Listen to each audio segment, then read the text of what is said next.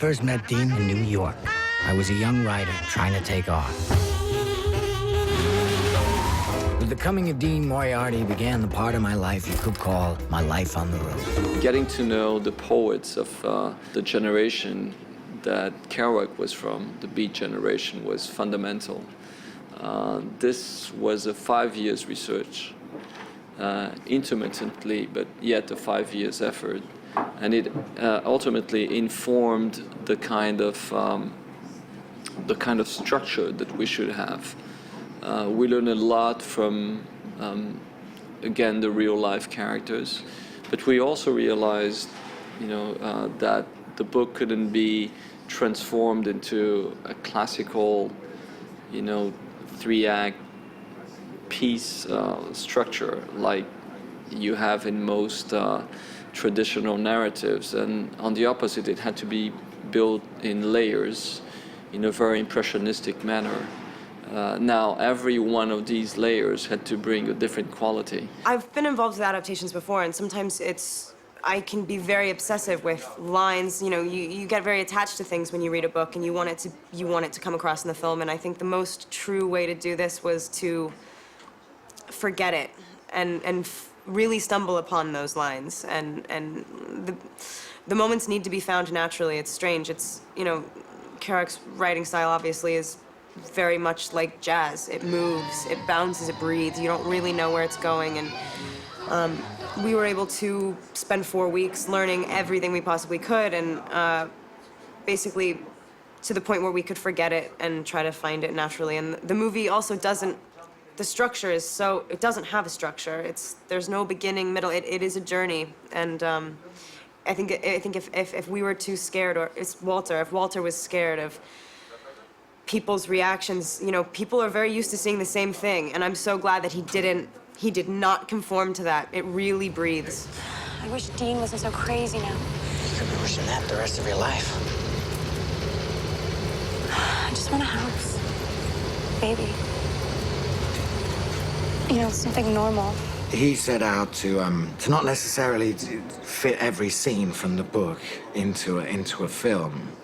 Maybe some of the purists might be a little upset that one of their favorite characters didn't make it. We might well have shot it, but I had the feeling we must have shot about 5 hours worth of material. But he wanted also to capture something of that spirit.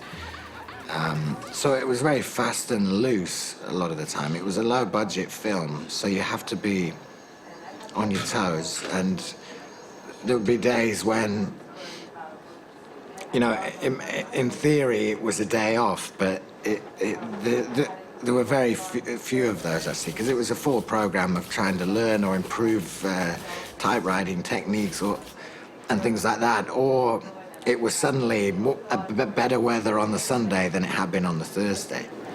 And some of my favorite moments in the movie are actually these sort of happy accidents. Well, look who's at my doorstep, old Chad King. How's it going, cowboy? I'm Sal. Sal. Strong grip. Yes. Sal and Carlo, the writer pals. It's about really kind of understanding the material. I mean, the pressure that I'd had was more self-imposed because I was such a fan of it, and my feelings towards this person, Neil Cassidy, and sort of how iconic I felt he was. I felt very privileged to be able to portray him, and it was more about trying to research as much as I could to be able to find, this a soul within, the material that I had.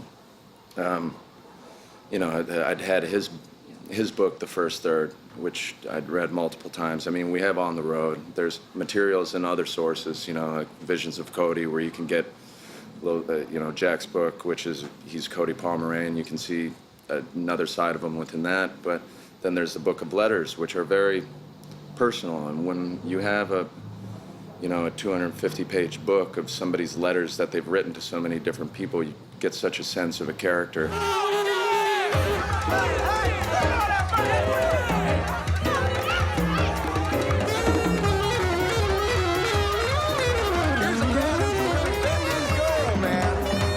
this is a jazz-infused narrative, so improvisation is at the heart of this book. And the cult of the spontaneous is also absolutely important. So with the help of the actors who brought a lot of additional material, with the help of whatever we would find on the road, we would transform, you know, the filmic material on a day-by-day basis. If it rains, incorporate the rain. If it snows, incorporate the snows. Work with the elements and not against the elements.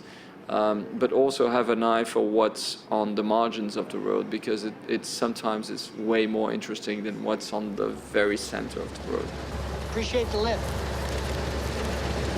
Might be your last. Great dynamite.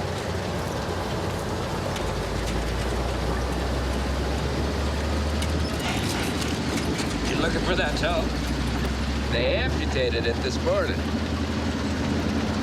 You can't smoke, but you can't drink in this car.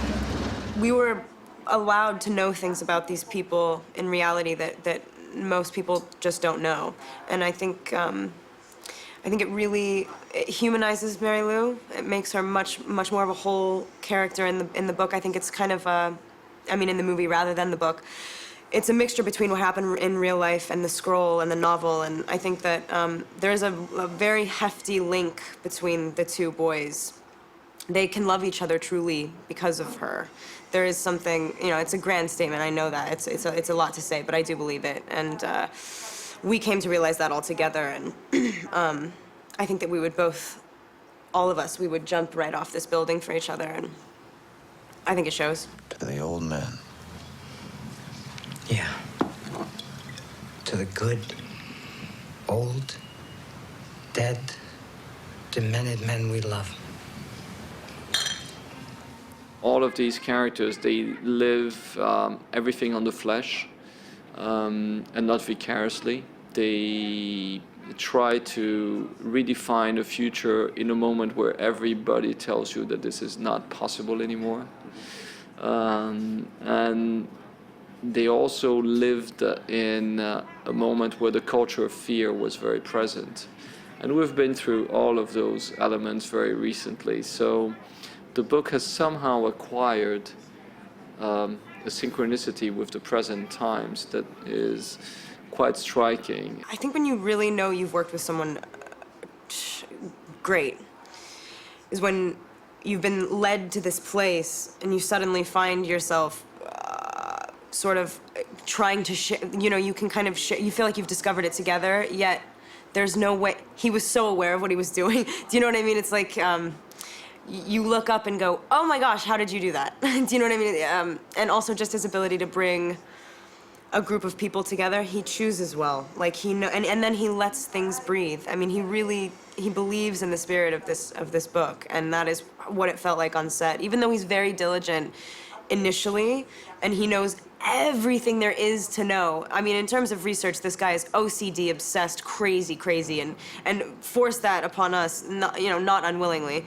But then he was able to also do the opposite, because when we shot, it wasn't about that at all. He was able to completely let us just go. Walter's just, I mean, I really don't have enough words to express what I feel about him, because I truly feel he's the best, and I'm so honored to be a part of this film, and so honored to work with him, and I wish we could do every film together. He's just, to me.